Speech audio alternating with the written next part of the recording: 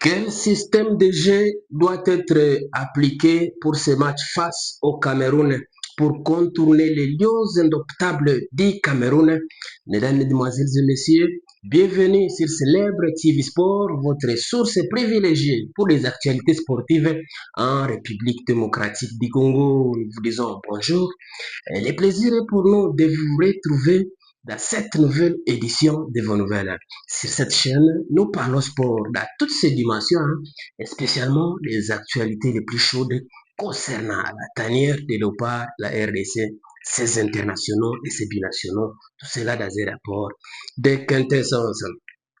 À quelques heures du coup d'avoir du match Léopard de la République démocratique du Congo, Lions indoptables du Cameroun compta pour la demi-finale du mini tournoi des barrages qualificatifs pour le mondial 2026 zone Afrique. Le temps est de s'interroger sur les probables systèmes de jeu que doit utiliser le sélectionneur manager Sébastien Desabre pour contrecarrer cette équipe camerounaise aussi habituée à participer à la Coupe du Monde. Aristote Moussavouli, nous avons constaté jusque-là que Sébastien Desabre ne nous a pas montré beaucoup de systèmes de jeu. Vraiment, nous devons savoir que Sébastien de Sabre n'a pas vraiment montré vraiment un grand changement, surtout parce qu'il est vraiment donc habitué donc sur son système de jeu du 4-3-3, ça nous devons le savoir. Donc là vraiment donc je pense que c'était seulement il a vraiment difficile vraiment à changer vraiment son système de jeu. Donc les 4-3-3 vraiment il est fidèle à son 4-3-3. À part cela aussi donc il est aussi fidèle donc à certains joueurs. Donc Sébastien de Sabre non seulement il est fidèle vraiment donc à donc, non seulement il est fidèle vraiment au système de 4-3-3, mais aussi il change vraiment difficilement aussi. En tout cas, si j'ai bonne mémoire, Aristote, depuis sa venue à la tête du staff technique de Léopard, je n'ai vu que des systèmes de jeu qu'il a utilisés, notamment les 4-3-3 auxquels vous évoquez. Aussi, dans un certain match, il avait évolué à 3-5-2, utilisant notamment trois défenseurs centraux. Mais à part les deux systèmes, en tout cas, il n'a pas changé et il ne nous a pas apporté un autre système qui soit contraire à ce que nous voyons. Oui, il n'a pas vraiment changé. Je pense bien que aussi ça dépend aussi, moi je pense bien que ça dépend aussi donc, des réalités aussi du match parce que nous devons aussi se le dire avec son système de 4-3-3. Donc jusqu'à présent donc ça a marché, ça nous ne devons pas vraiment l'oublier. Ça marche parce que nous voyons qu'avec ce système avec ce système de jeu donc la RDC vraiment donc a gagné vraiment donc beaucoup de matchs. Mais nous devons aussi se le Faut-il ne dire. pas changer de système de jeu si l'on gagne?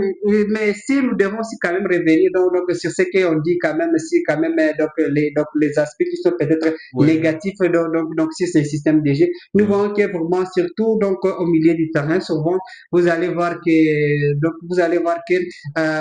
Sébastien Dessart même souvent utilisé donc au milieu, il aime souvent utiliser donc des milieux donc à caractère donc défensif, ce qui crée aussi, ce qui ne permet pas aussi donc en Mais attaque aussi il y a vraiment. une petite confusion par rapport à ça. Beaucoup de supporters congolais n'arrivent pas à comprendre les milieux de terrain de l'équipe nationale. Nombreux estiment qu'on utilise deux milieux défensifs, mais je pense qu'en réalité, non, parce que Samuel Mutusami n'est pas forcément un milieu défensif, mais c'est plutôt un milieu central. Vous pouvez voir même dans ses habitudes de jeu, il n'est pas beaucoup plus défensif, mais il est là quand même pour assurer des transitions avec l'attaque, mais aussi contourner les milieux de terrain. Ce qui veut dire que c'est un milieu central, mais pas défensif au profil Charles Piquel ou Galaël Moukau. On devait savoir que chacun que chacun vraiment a son rôle a son rôle auquel il joue vraiment.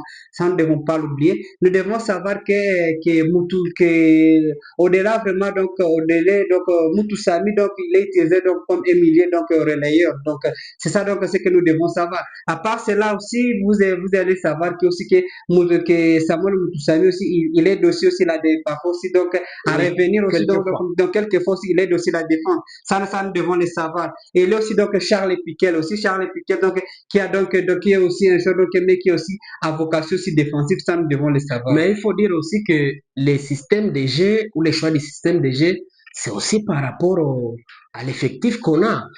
Sébastien Desabre, s'il est habitué au 4-3-3, c'est peut-être parce que ce sont ces joueurs qu'il a toujours dans son effectif qui, qui, qui amène à ce qu'il adopte beaucoup plus ce système.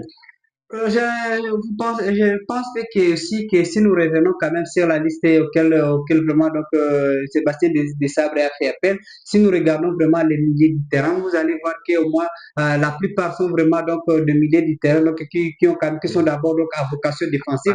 Donc ça nous devons le savoir. Donc ça montre que si nous regardons quand même quelque part son système de jeu donc au milieu du terrain, donc ça va être donc plus donc à caractère aussi défensif.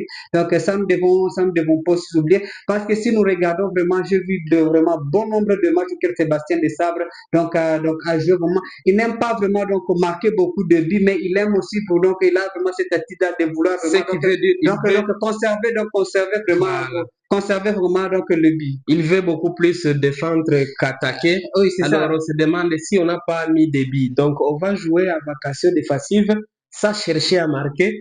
Ça semble ne pas un bon système, ça semble ne pas être un bon système.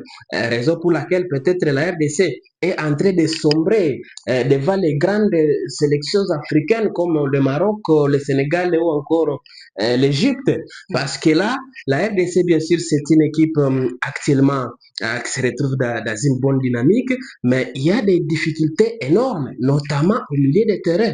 On constate, comme vous veniez de l'évoquer, que la plupart des joueurs sont beaucoup plus défensifs.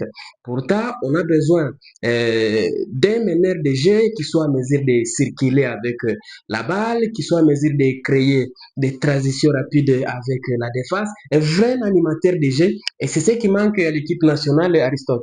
C'est ça, jusqu'à présent, donc, si nous regardons à part Théo Bogonda, donc, qui a fait vraiment, donc, qui faisait quand même quelque part un peu. Depuis le départ de Gaël Kakuta Donc, depuis le départ de Gaël Kakuta, Théo Bogonda aussi s'efforce quelquefois aussi. Et il faut dire que Théo Bogonda n'est pas un milieu naturel. Oui, oui, mais vous allez dire, mais il n'est pas un milieu naturel, mais souvent le coach Sébastien Desabre donc l'utilise donc comme un numéro 10. Ça nous Voilà, devons, ça arrive quelquefois.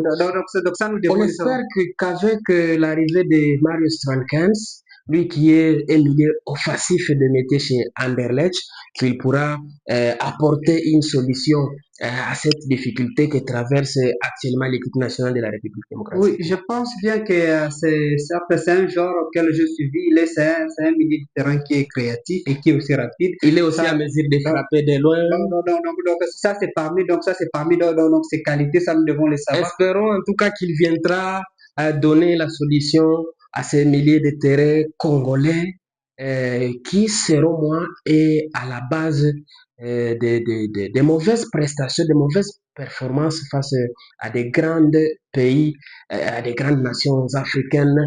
Voulais-je dire, au niveau de l'attaque, dans ce système de 4-3-3, c'est presque pareil. Il joue avec des ailiers, avec un avant-centre. Oui, Ça marche. bon, souvent c'est naturel pour lui. Ça marche, donc ça dépend. Donc ça marche au cas où le milieu du terrain est en forme. Donc ça nous devons le savoir.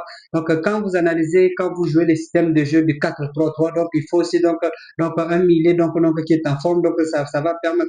Conséquence, moi je vois que la RDC vraiment peut avoir conséquence quand nous jouons le système de jeu de 4-3-3. Nous avons vraiment difficile vraiment donc à marquer beaucoup de buts Et à développer beau jeu. et à développer un bon système de jeu. Parce Donc, qu'on n'a pas. nous l'avons vu avec le système de 4-3-3, nous l'avons vu que l'RDC vraiment avait vraiment beaucoup de difficultés donc, face aux grandes nations. C'est le cas par exemple donc, du Sénégal. Quand on a joué le système de On a joué 4-3-3, trop bas. donc, Pourtant, le Sénégal était en train de presser. donc, vous jouez donc un bloc bas, donc parce que donc le système de Sébastien de Fable, donc il joue presque un bloc bas, et avec ce bloc bas, donc vous allez voir que le Sénégal était en train d'attaquer. était en train d'attaquer, était en train de contre-attaquer et ce qui nous avait mis souvent en danger et ce qui nous avait mis en danger. Voilà pourquoi moi je dis que face à des grandes nations, c'est par exemple comme nous allons jouer comme au Cameroun, donc cela ne va pas pardonner. Alors, Aristote, quel système de jeu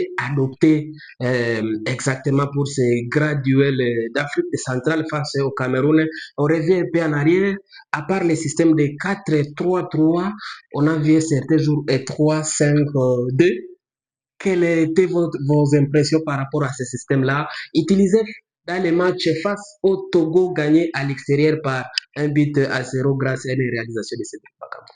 Je pense bien que même le système, comme je toujours dis que Sébastien Desabre, même dans les milieux du terrain, il avait utilisé, si je ne bonne mémoire, ce jour-là, il avait utilisé vraiment donc trois milieux défensifs. Donc ça, nous devons le savoir. Donc quand vous voyez vraiment, Mais il donc, avait changé de système de jeu quand même. oui, il avait changé, mais nous allons voir que souvent au milieu du terrain, donc il utilise donc plus de joueurs donc, qui sont vraiment donc qui ont des vocations donc défensives, donc qui sont offensives. Donc c'est ça le plus grand problème donc auquel vraiment nous butons vraiment donc face au système de jeu Magnifique. Maintenant, pour le match face aux Lions indoptables du Cameroun, une équipe réputée au niveau africain et que la RDC ne réussit pas dans la plupart des cas à vaincre, en tout cas, même si on peut parler des équipes locales, on a toujours eu du mal chez les U20, chez les U17, chez les dames.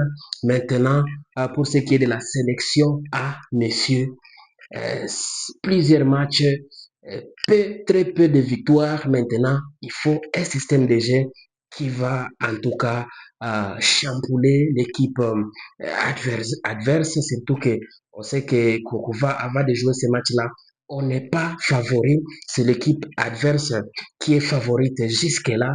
Quel système de jeu exactement? Continuer dans les mêmes systèmes ou soit faut-il recadrer quelque chose à terme d'aborder ces matchs avec un autre aspect, un mental de gagnant. Quand vous voyez le Cameroun, nous devons savoir que l'équipe du Cameroun, certes, elle est en difficulté, mais nous devons savoir que l'équipe du Cameroun, c'est une équipe qui est capable vraiment de créer des surprises. Ça, nous ne Voilà. devons pas vraiment l'oublier. Donc, donc, ils les avaient fait donc, en 2022 face à l'Algérie. Oui, Nous avons vu que l'Algérie vraiment partait favori, mais nous avons vu vraiment que nous avons vu vraiment dans ces grands matchs, vraiment, le Cameroun vraiment a vraiment créé de la surprise. le Cameroun, c'est le Cameroun. Conséquence, ils étaient qualifiés vraiment, ils étaient qualifiés et l'Algérie est restée à la maison. Je Voilà. pense que ça sera vraiment un match vraiment, qui sera vraiment très, très Oui, difficile. c'est le Cameroun. Aristote, vous venez de citer le cas de l'Algérie, le Cameroun qui arrive et qui s'impose malgré son méforme. Je profite pour parler des absents côté camerounais. Déjà là, déjà là, je m'excuse. Déjà là, nous avons appris que trois joueurs ne seront pas là. Ils étaient bien sûr convoqués sur la liste de Marc Briens pour ces matchs-là, mais dès le début des entraînements, ils se sont blessés. Il s'agit notamment de euh, Zango Anguissa, lui qui évolue chez Naples, les milieux de terrain de Naples. Nous avons aussi le gardien André Onana, lui qui est encore incertain, mais aussi nous avons ce qui est encore qui ne sera pas là. Il y a un autre joueur camerounais qui ne sera pas là. Son nom m'échappe un peu. Voilà, est-ce que l'absence de ces joueurs, je pense que ça ne doit pas voiler la face aux Congolais, dire que de notre côté, il n'y a pas d'absence jusque-là, que ça sera les lieux indoptables qui seront diminués. Moi, je pense les Camerounais restent les Camerounais, surtout quand c'est un lieu blessé. S'ils ont des absents, ils seront encore plus mieux. Surtout, moi, j'aime dire souvent que nous devons quand même savoir comparer les deux équipes.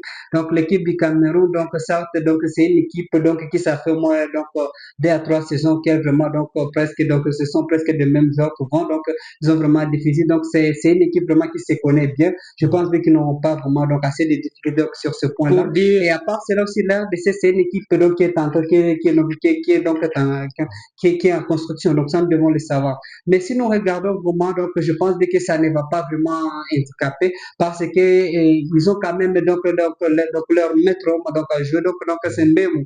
Voilà, voilà donc si donc avec Manchester City donc Manchester United sur les 11 de titularisation il a inscrit vraiment 5 buts. Donc il est vraiment donc en forme. Donc nous devons savoir qu'il y a vraiment des gens qui sont en forme. Oui, Mais ce nous qui veut dire, malgré l'absence de Zango Anguissa, du gardien André Onana et de Eric Maxime Choupo-Moting, les Cameroun restent les Cameroun.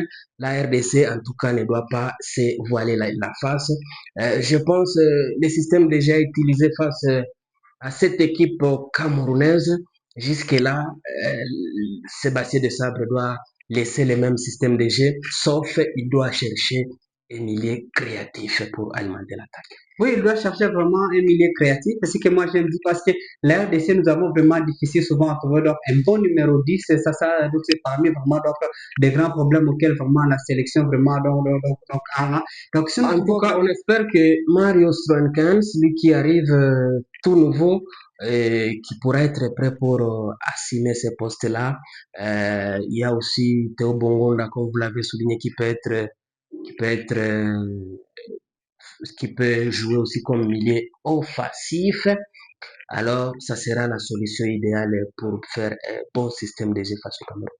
oui, donc je pense qu'avec cela, donc que nous devons savoir, même devons pas aussi oublier que vraiment en termes de rivalité, certes, que ce soit les Cameroun, que ce soit l'RDC, les Cameroun est vraiment ces derniers temps donc en difficulté, mais c'est un lion vraiment qui fait toujours des miracles. Et surtout donc dans des confrontations directes, nous avons dit que sur les 20 dernières confrontations, nous allons voir que les Cameroun partent favoris avec Voilà. 11 victoires et 5 victoires pour la RDC et 4 matchs nuls. Voilà. Magnifique. Voilà, nous sommes bien arrivés à la fin de ce sujet. Si vous l'avez aimé, laissez un maximum de j'aime. Merci de partager avec nous en commentaire votre point de vue. Abonnez-vous massivement sur cette chaîne. N'oubliez pas surtout d'activer la cloche de notification, histoire de ne plus rien rater des prochains sujets que nous allons aborder encore une fois. Dans l'entretemps, on se quitte avec espoir de se retrouver très très prochainement.